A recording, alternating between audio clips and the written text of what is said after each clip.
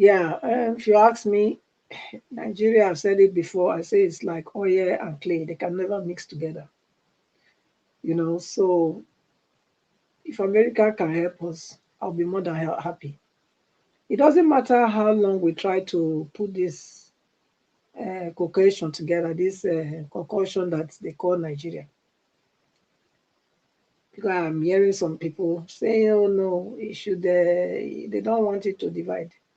You don't want it to divide. What do you want? For you to continue to wallow in darkness in this time of light? So just question that we need to ask ourselves. And also, I think our narrative here, it goes a long way. I think we should actually spell out what we really want, not just beating about the bush. Because our narrative can also be determined, can also be used to determine how many people wants to really go. I, for one, every part of me wants to go. I don't want to be in this concoction called Nigeria. I've always voiced it. It has been my dream as a child for this country to break, because I knew that this country would never be one. And ever since, it's gone worse. So nobody should be saying that, how are we going to do it? How are we going to do it? How? How did we do it before? Were we together? Was it the British people that came to put us together that created us? So I don't know why people will be asking some kind of question. So how did you manage yourself before they came? So that's the question you should know. You should, if you don't know, go and ask your parents. Let them tell you, and your grandparents or the great-great-grandma. At least, somebody must know how your people managed themselves before British came. So nobody should be asking how we're going to do it. We'll go back to our roots that we have abandoned, that the British has come to distort. That's why we are having this. We're like a people without compass. That's what it is. So if America can come and help us do it, I will be the most happiest person on earth. Because which means in my time, I will actually see what my people can be. When I mean my people, the people from my own region can be. I saw as a child, Benin had light. Everywhere was littered. There was pipe-borne water.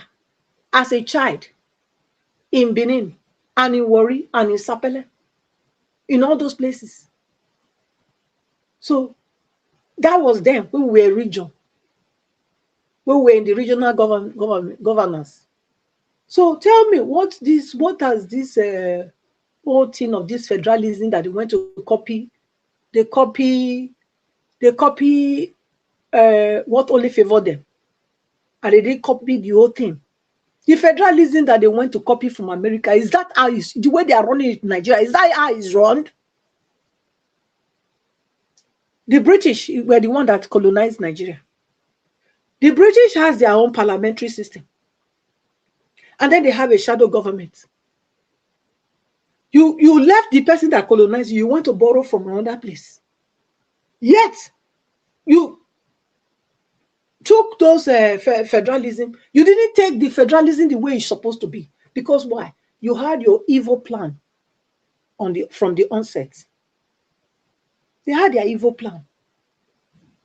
Because if you look at it,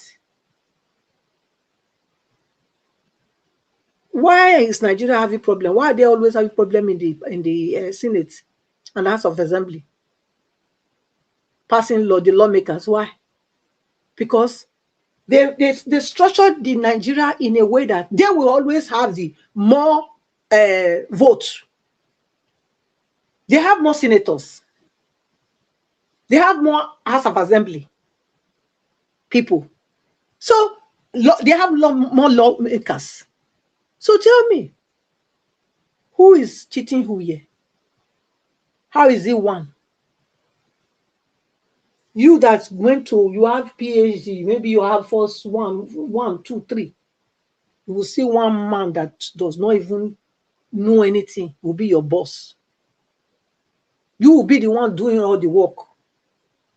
he will be the boss. You are the one. He's using your own intellect. That's what he's using to rule his office. But he's your boss.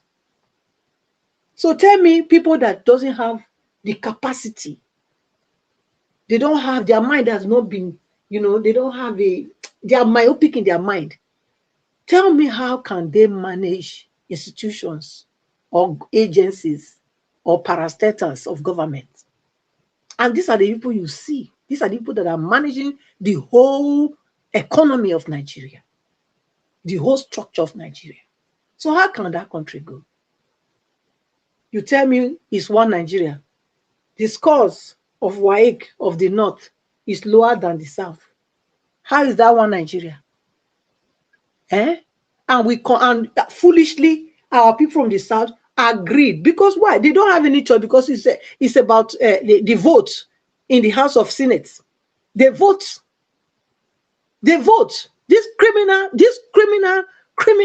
constitution that they gave to us has handicapped our lawmakers and the senators. They cannot do otherwise. They cannot do more than that. Once they come together and agree that this is how they are going to do it, they will come and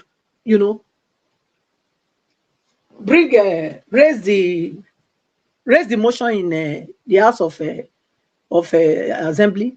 Before you know, they pass it to law. That's how it is. If not, how would it be that somebody from this North will have 80 pass mark, while somebody from the South will have to have 240 and above? How? In one country?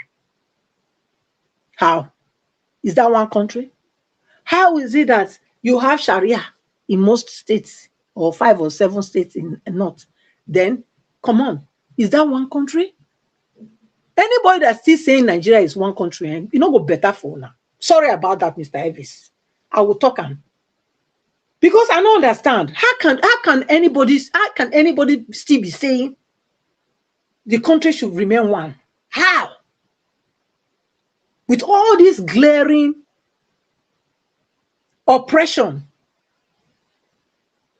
and suppression that we are faced with, yet somebody will come and be telling me that yes, they still want Nigeria to remain one if they have the right leader. How are you going to have the right leader?